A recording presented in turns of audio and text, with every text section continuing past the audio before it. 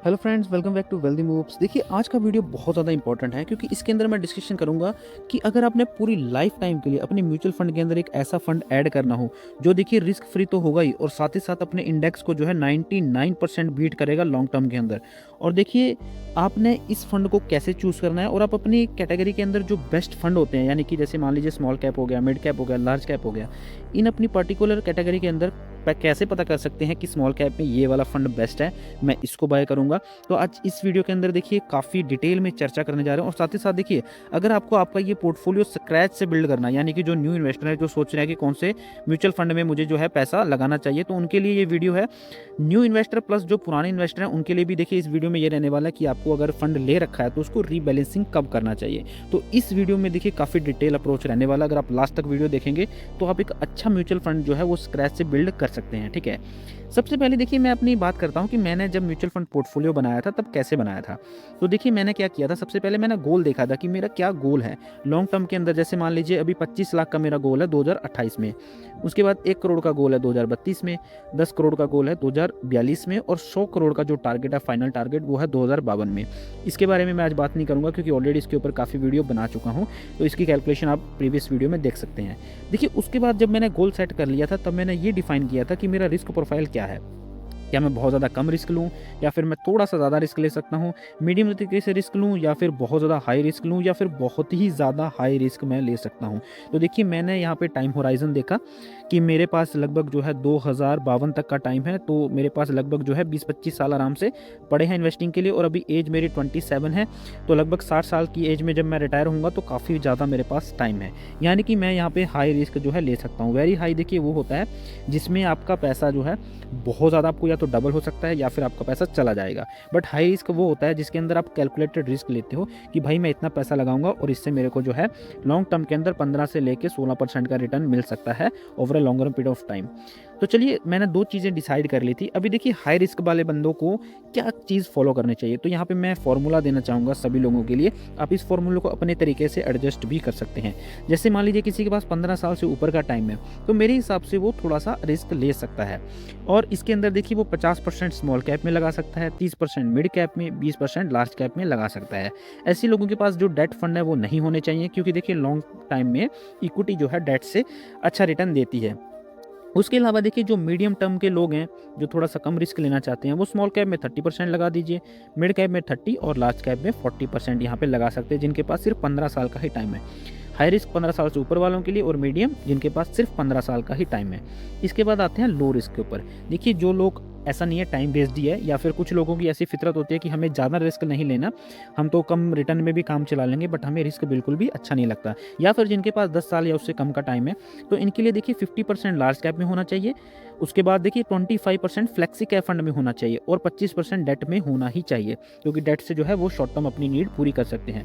अभी देखिए high risk और जो है मीडियम रिस्क के भी अंदर आप एक फ्लेक्सी कैप फंड ऐड कर सकते हैं लार्ज कैप के अलावा, क्योंकि लार्ज कैप और फ्लेक्सी कैप जो है फ्लेक्सी कैप थोड़ा सा हल्का सा ज़्यादा रिटर्न देगा लार्ज कैप के मुकाबले।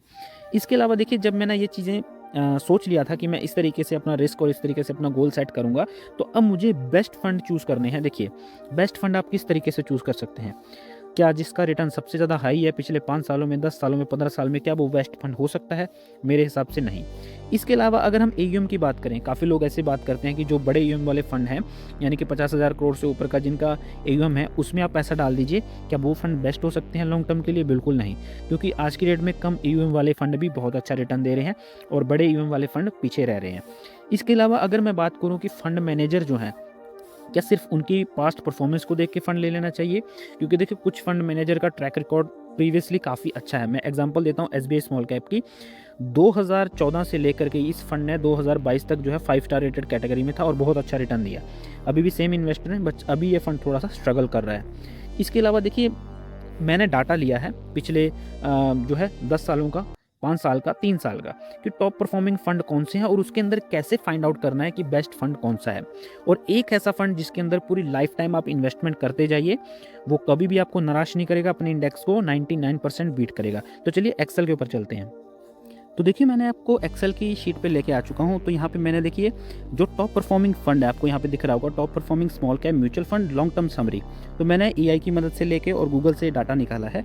देखिए पिछले 10 सालों में सीएजीआर जिसका सबसे ज़्यादा है, तो यहाँ पे वो फंड जो है टॉप 1 पे है, और जैसे जैसे उसके नीचे सीएजीआर आता जा रहा है वो वहाँ पे फंड नीचे होते जा रहे हैं। अभी आप देखिए काफ़ी ज़्यादा फंड इसमें मिसिंग है जो पिछले 5 सालों में टॉप परफॉर्मर थे, क्योंकि जो 5 सालों में टॉप परफॉर्मर थे वो 10 सालों में टॉप परफॉर्मर नहीं है। और देखिए इनमें से ज़्यादातर जो फंड है ना वो लॉन्च हुए थे जो है 15 साल पहले, वही इसके अंदर है। क्योंकि देखिए काफ़ी फंड ऐसे हैं जो 10 साल पहले लॉन्च ही नहीं हुए थे, जैसे बंधन स्मॉल कैप हो गया, बैंक ऑफ इंडिया, यू और काफ़ी ज़्यादा इन्वेस्को हो गया, ठीक है। तो ऐसे फंड है जो लॉन्च नहीं हुए थे। और दूसरी बात क्या है, देखिए सेबी ने इसको ना रिक्लासीफाई किया था 2018 में इनकी कैटेगरी को, तो इस वजह से काफ़ी फंड यहाँ पे मिसिंग है। चलिए डाटा की बात कर लेते हैं। देखिए 10 सालों में पहले नंबर पे जो फंड है वो निप्पॉन इंडिया का है, दूसरे नंबर पे क्वांट स्मॉल कैप है, एक्सिस स्मॉल कैप, एसबीआई और एचडीएफसी। मैं ये नहीं दिखा रहा आपको कि अगर आपका रिटर्न ज़्यादा है तो आपको जो है टॉप परफॉर्मिंग फंड यहाँ पे जैसे दिख रहा है निप्पॉन इंडिया में भी पूरा पैसा लगा देना है। देखिए ये बहुत ही ज़्यादा रॉन्ग मेथड है। अभी मैं आपको एक स्प्रेडशीट और यहाँ पे और दिखाता हूँ जिसके अंदर मैं पिछले 5 सालों का जो डाटा है वो आपको जो है दिखाऊंगा। तो चलिए देखिए जो अभी आपको फंड दिख रहे हैं ये पिछले 5 सालों में टॉप परफॉर्मर थे। तो पिछले 5 सालों में जो सबसे ज़्यादा रिटर्न देने वाला फंड है वो है इन्वेस्को इंडिया का स्मॉल कैप फंड, ये 1 नंबर पर रहा है पिछले 5 साल में। बट वहीं पर अगर मैं पिछले 3 सालों का रिटर्न कैलकुलेट करूँ तो देखिए 3 सालों में जो है बंधन वो नंबर 1 पे रहा है। आपको चाहे इसमें थोड़ा सा जूम करके भी यहाँ पे दिखा देता हूँ। तो देखिए पहले नंबर पर जो है अगर 5 सालों की बात करूँ तो इन्वेस्को है, उसके बाद अगर मैं 3 सालों की बात करूं तो बंधन स्मॉल कैप है। वहीं पे अगर मैं पिछले 1 साल की बात करता हूं तो देखिए पिछले 1 साल में जो फंड निकल के आया है जिसने सबसे ज़्यादा रिटर्न दिया है वो बैंक ऑफ इंडिया का स्मॉल कैप है। तो देखिए अगर रिटर्न के ऊपर चलेंगे मेरे हिसाब से हम कोई भी फंड नहीं चूज़ कर पाएंगे। 1 साल जिसने रिटर्न ज़्यादा दिया, अगर मान लीजिए मैंने यहाँ पे पिछले साल बंधन स्मॉल कैप ने बहुत अच्छा रिटर्न दिया था, अगर मैं इसको चूज़ कर लूँ तो अगले साल आपको लगेगा कि नहीं बंधन स्मॉल कैप अच्छा परफॉर्म नहीं कर रहा। तो अभी मैं क्या देखिए बंधन स्मॉल कैप ने पिछले 1 साल में सिर्फ 12% का रिटर्न दिया है, जबकि बैंक ऑफ इंडिया ने 23% का दिया है। तो आप क्या करेंगे, यहाँ से यहाँ जंप करते रहेंगे, यहाँ से नीचे आ जाएंगे। तो इस तरीके से आपकी वेल्थ नहीं क्रिएट हो पाएगी अगर आप रेगुलरली फंड को स्विच करते रहेंगे। तो देखिए असली मेथड क्या होना चाहिए एक अच्छे फंड को पिक करने का, और ऐसे कौन से फंड हो सकते हैं जिनको हम लॉन्ग टर्म के लिए यानी कि पूरी लाइफ टाइम भी होल्ड कर सकते हैं, ठीक है। और सबसे इंपॉर्टेंट बात क्या है, ये फंड 99% अपने इंडेक्स को बीट करेगा। तो देखिए एक अच्छे फंड को चूज़ करने का जो मेरे हिसाब से मेथड है वो ये है कि आपको फंड की जो है स्कोरिंग खुद से बनानी है, क्योंकि ऐसा डाटा आपको नेट पे अवेलेबल करने के लिए बहुत ज़्यादा रिसर्च करनी पड़ेगी। इवन कि एआई को भी मैंने ये डाटा मांगा था तो एआई ने भी अपने हाथ खड़े कर दिए, वो भी उसके पास भी इतना डाटा अवेलेबल नहीं है। तो देखिए मेरे हिसाब से जो है हम यहाँ पे 30 और 40 का जो है एक स्कोर कार्ड बनाएंगे, यानी कि पहले 30% उस फंड को देंगे जिसका रोलिंग रिटर्न पिछले जो है 10 सालों में, 5 सालों में और 3 सालों में सबसे बेटर रहा है। अभी रोलिंग रिटर्न कैसे कैलकुलेट होता है, देखिए आपको एक चीज़ बता दूं कि मान लीजिए 1 जनवरी से लेके 31 दिसंबर तक फंड ने जो रिटर्न दिया वो होता है ट्रेलिंग रिटर्न, यानी कि एक इस तारीख से लेके अगर हमने इसमें 100 रुपया लगाते तो 12% का अगर रिटर्न मिला है तो हमें 12% का 1 साल में रिटर्न बन जाता। बट वहीं पे रोलिंग रिटर्न क्या होता है, देखिए रोलिंग रिटर्न ये होता है कि फंड कभी ऊपर गया, उसके बाद नीचे गया, फिर ऊपर गया, फिर नीचे गया, ठीक है। तो इस तरीके से फंड ने मान लीजिए एक जो एवरेज रिटर्न दिया है, ठीक है, अगर हमने 1 तारीख को भी पैसा लगाया होता, 2 तारीख को भी लगाया होता, 3 को भी लगाया होता, तो इस तरीके से मान लीजिए जो रिटर्न बनता है वो रोलिंग रिटर्न कहलाता है। एग्जांपल की आपको बता दूं, देखिए एक क्रिकेट टीम है जिसमें एक प्लेयर है, एक बी प्लेयर है। तो जो ए प्लेयर है वो कभी देखिए 100 बनाता है, उसके बाद 0 पे आउट होता है, फिर उसके बाद वो 80 रन बनाता है, फिर 0 पे आउट होता है। लेकिन वहीं पर दूसरा जो प्लेयर है उसने 50, 45, 50, 48 इस तरीके से रन बनाए। तो देखिए जो बी प्लेयर होगा ना, इसका रोलिंग रिटर्न का जो मतलब कि फॉर्मूला अगर चेक करेंगे तो इसका ज़्यादा आएगा। वहीं पे जो ए प्लेयर है उसका देखिए अगर ट्रेलिंग रिटर्न में देखें तो दोनों का बराबर ही आएगा, क्योंकि रन तो दोनों के जो है टोटल मिलाएंगे तो बराबर ही बनेंगे, थोड़ा बहुत ऊपर नीचे हो सकता है जैसे मैंने रैंडमली एग्जाम्पल दिया, बट रोलिंग रिटर्न हमेशा बी फंड के ज़्यादा आएंगे। तो देखिए ऐसे म्यूचुअल फंड भी होते हैं जो काफ़ी ज़्यादा वोलाटाइल होते हैं, ऊपर जाएंगे नीचे आएंगे, ऊपर जाएंगे नीचे आएंगे, लेकिन अल्टीमेटली उसने भी 12% दिया है। बट एक फंड ऐसा है जिसने थोड़ा कम वोलाटिलिटी दिखाई है और 12% दिया है। तो आप कौन से फंड को चूज़ करना चाहेंगे? मेरे हिसाब से जिस फंड में कम वोलेटिलिटी है, क्योंकि देखिए रिटर्न तो दोनों का बराबर ही है, तो जिस फंड ने ज़्यादा रिस्क लिया उस रिटर्न को बनाने के लिए मेरे हिसाब से वो फंड थोड़ा सा अवॉइड करना चाहिए। तो रोलिंग रिटर्न का हम 30% स्कोर रखेंगे जिस फंड का पिछले 10 सालों का, जितने टाइम का भी आप लेना चाहते हैं। उसके अलावा देखिए एयूएम का अगर बात करूं, अगर अच्छा फंड आज के डेट में आपको स्मॉल कैप कैटेगरी में चाहिए तो यहाँ पे एयूएम जो है 5,000 से लेके 30,000 तक का होना चाहिए। अभी देखिए जो निप्पॉन इंडिया स्मॉल कैप है उसका 78,000 कुछ का जो है एयूएम हो चुका है, बट फिर भी वो मेरे पोर्टफोलियो में है। देखिए मैंने यहाँ पे कॉम्बिनेशन में रखा हुआ है क्वांट स्मॉल कैप जो है मेरे पोर्टफोलियो में सुपर एग्रेसिव स्मॉल कैप है।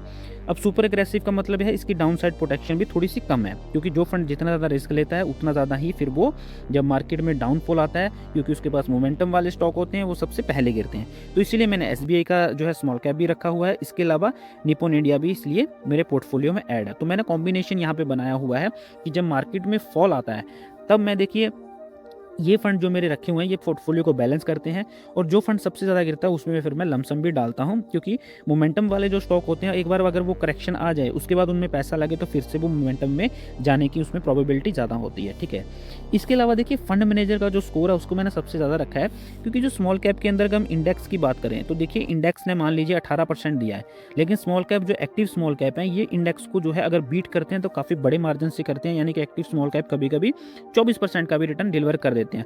अभी जैसे मैं एग्जांपल के लिए निप्पॉन इंडिया स्मॉल कैप की एग्जांपल ले लेता हूं। देखिए ये फंड जब से शुरू हुआ है 2013 से इसका डाटा है हमारे पास, तो देखिए तब से लेके इसने 24% का रिटर्न दिया है। वहीं पे अगर इंडेक्स की बात करूं तो इंडेक्स ने मुश्किल से जो है 18% का रिटर्न दिया है। तो स्मॉल कैप में एक फंड मैनेजर का जो रोल है वो बहुत ज़्यादा इंपॉर्टेंट है। इतना ज़्यादा लार्ज कैप और मिड कैप में नहीं है, क्योंकि लार्ज कैप में देखिए निफ्टी ने अगर मान लीजिए 12% का रिटर्न दिया है, निफ्टी 50 जो इंडेक्स है। वहीं पर अगर एक्टिव लार्ज कैप की बात करें तो उसने मान लीजिए 13.5 दिया होगा या 14 दिया होगा, तो इसमें जो है 1 से 1.5% का ही फर्क आएगा, बट स्मॉल कैप में बहुत बड़ा फर्क आ सकता है लॉन्ग टर्म में। तो देखिए जैसे मैं अभी आपको एग्जांपल देता हूं कि कौन सा ऐसा फंड है जिसको आप लाइफ टाइम पोर्टफोलियो में रख सकते हैं और वो हमेशा अपने इंडेक्स को बीट करेगा। तो देखिए जैसे निप्पॉन इंडिया स्मॉल कैप का निप्पॉन इंडिया बोल रहा हूँ, निफ्टी स्मॉल कैप 250, ये देखिए एक इंडेक्स है, यानी कि टॉप की जो 100 कंपनियां होगी उनको हम लार्ज कैप बोलते हैं, 1 से लेके 100। उसके बाद 101 नंबर से लेके 250 तक जो है इनको हम मिड कैप बोलते हैं, यानी कि ये थोड़ी सी बड़ी कंपनियां हो जाती हैं स्मॉल कैप से, और लार्ज कैप तो बहुत ही ज़्यादा बड़ी कंपनियां होती हैं। बट स्मॉल कैप 251 से लेके 500 जो कंपनियां हैं वो स्मॉल कैप के अंदर आती हैं। तो देखिए जो इंडेक्स है निफ्टी स्मॉल कैप 250, तो इसके अंदर यही 250 से लेके 500 कंपनियां कवर हो पाती हैं। अभी इस इंडेक्स की अगर हम बात करें तो ये 250 कंपनियों का एक बास्केट है जो थोड़ा सा बड़ा हो जाता है। अब देखिए स्मॉल कैप के अंदर काफ़ी बिजनेस ऐसे होते हैं जो अभी इस्टेब्लिश हो रहे हैं, जो अभी प्रॉफिट मेकिंग नहीं बने, जिनका बिजनेस धीरे धीरे जो है बड़ा होगा, फिर वो मिड कैप में जाएगा, मिड कैप के बाद देखिए वो लार्ज कैप में जाएगा। तो ऐसे कुछ बिजनेस होते हैं जो अभी प्रॉफिट नहीं बना पा रहे।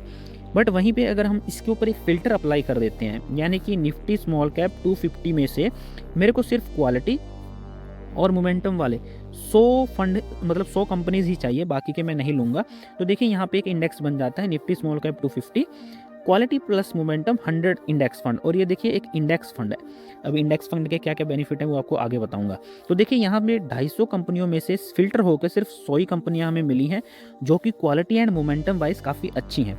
अभी इनके ऊपर फिल्टर कैसे अप्लाई होता है, देखिए बेसिकली इनके ऊपर क्या चीज़ें देखी जाती हैं, जिस कंपनी का डेट सबसे कम हो, कंटिन्यू प्रॉफिट में ग्रोथ हो रही हो, प्राइस टू अर्निंग रेशियो जिसका जो है अच्छा हो, उसके बाद देखिए इनकी शेयर प्राइस में कंटिन्यूसली मूवमेंट आ रहा हो, जिस वजह से ये मोमेंटम प्लस क्वालिटी के इंडेक्स में एंटर हो जाती हैं।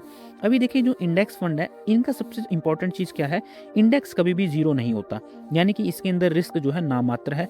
100 कंपनियों में से मान लीजिए किसी 5 कंपनियों ने खराब परफॉर्मेंस की तो वो इंडेक्स से बाहर हो जाती हैं, और जो नीचे वाली 5 कंपनियां जो अच्छा परफॉर्म कर रही हैं वो उसमें एंटर हो जाती हैं।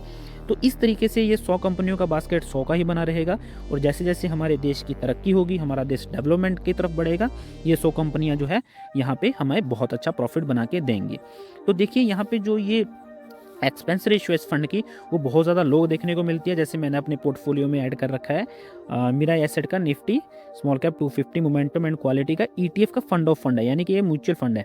अभी इसकी एक्सपेंस रेशियो अगर मैं दिखा दूँ जो बाकी एक्टिव स्मॉल कैप हैं उनसे काफ़ी ज़्यादा कम है। मैं इसकी एक्सपेंस रेशियो आपको दिखाता हूँ।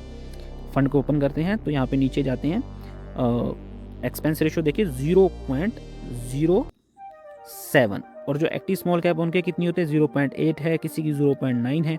तो इतनी कम एक्सपेंस रेशियो में आपको जो है वो एक इतनी अच्छी अपॉर्चुनिटी मिल रही है, क्योंकि ये जो फंड है ये अपने इंडेक्स को जो है हमेशा बीट करता हुआ आया है। अगर आप पिछले 6 महीने का डाटा देखो, 1 साल का देखो, 15 साल का भी देख लो, तो हमेशा इसने गुड मार्जिन से बीट किया। ऐसे नहीं कि 1-2% से, बहुत बड़े मार्जिन से जो है इसने बीट किया। इसको आप कैसे चेक कर सकते हैं, देखिए NSE की वेबसाइट के ऊपर निफ्टी स्मॉल कैप 250 जो क्वालिटी प्लस मोमेंटम का इंडेक्स है, इसका डाटा जो है बेस वैल्यू 2005 से मिलता है। तो 2005 से लेके 2026 तक इसने जो रिटर्न दिया है वो 23% का CAGR है। अभी मैंने आपको निप्पॉन इंडिया का दिखाया बताया था, देखिए 2013 से लेके 2026 तक जो उसका CAGR है वो 24% है, बट वो एक बहुत ही माना हुआ एक्टिव स्मॉल कैप फंड है। वहीं पे ये एक पैसिव स्मॉल कैप फंड है, यानी कि इंडेक्स की कैटेगरी में आता है। तो यहाँ पे जो आपको रिटर्न है वो एक्टिव स्मॉल कैप जैसा मिल रहा है, एक्सपेंस रेशो जो है इसकी पैसिव फंड जैसी है, यानी कि फीस तो बिल्कुल मिनिमम 0 है। अभी यहाँ पे बात आती है कि हमें एक सैटेलाइट पोर्टफोलियो यहाँ पे बनाना चाहिए, यानी कि कोई भी एक सिंगल फंड जिसके अंदर आपको कॉन्फिडेंस है, जैसे ये फंड हो गया, तो उसके अंदर आप 50% पैसा जो है अपने, यानी कि जिस कैटेगरी का वो फंड है, यानी कि ये स्मॉल कैप का है तो स्मॉल कैप का 50% पैसा इसमें डाल सकते हैं, ठीक है।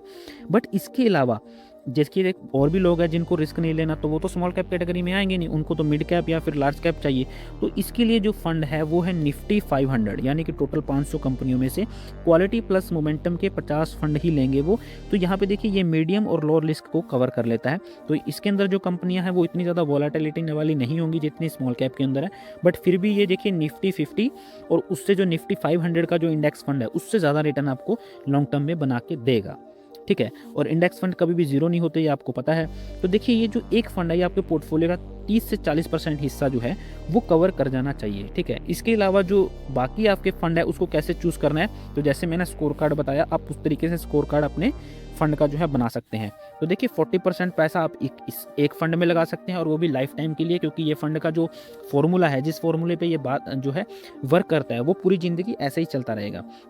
बाकी जो आपके 60% एक्टिव फंड है उनमें से देखिए आप 1-2 साल में आपको हर जो है आने वाले 2 सालों में रिव्यू की ज़रूरत पड़ती है, क्योंकि इसके अंदर देखिए फंड की परफॉर्मेंस अगर ख़राब होती है तो आपको इसको स्विच कर देना चाहिए, क्योंकि तभी आपका रिटर्न जो है लॉन्ग टर्म में अच्छा बन पाएगा। आई होप आपने वीडियो को काफ़ी इन्जॉय किया हो, वीडियो में आपको काफ़ी कुछ सीखने को मिला हो।